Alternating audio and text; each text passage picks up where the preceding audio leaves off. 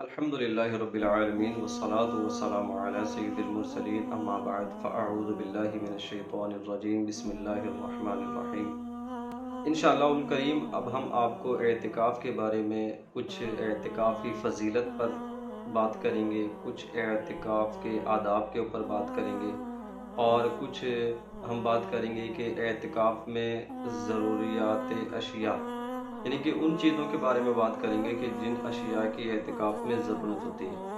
اگر آپ ویڈیو دیکھیں گے تو انشاءاللہ آپ کو سمجھ آئے گا کہ کن کن چیزوں کی ضرورت پیش آتی ہے اعتکاف میں، کیا چیزیں لے کر جانا ضروری ہوتا ہے اور اعتکاف کی نیت کیا ہوتی ہے، سنت اعتکاف کیا ہے، واجب اعتکاف کیا ہے۔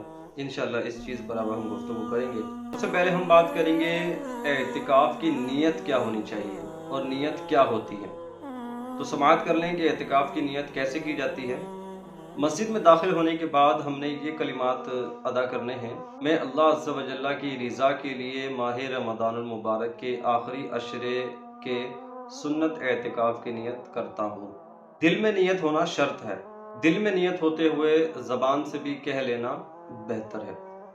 اب ہم بات کریں گے کہ اعتکاف ہوتا کیا ہے۔ اعتکاف کی تعریف کے بارے میں ہم سنیں گے۔ مسجد میں اللہ عز و جل کی رضا کے لیے ٹھہرنا بنیت اعتکاف اعتکاف کہلاتا ہے۔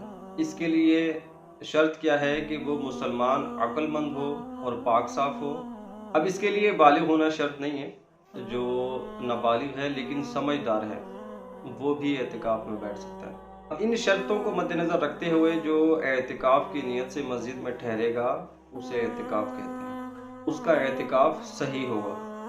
اور مسجد میں جا کر ہمیں خوب توبہ کرنی چاہیے، کیونکہ حضور علیہ السلام نے ارشاد فرمایا ہے کہ گناہ سے توبہ کرنے والا ایسے ہے جیسے اس نے گناہ کیا ہی نہیں۔ سب بہت سارا خیال رکھیے گا، دعاؤں میں یاد رکھیے گا۔ ویڈیو پسند آئے تو لائک، شیئر اور کمنٹ کیجیے گا۔ السلام علیکم ورحمۃ اللہ وبرکاتہ۔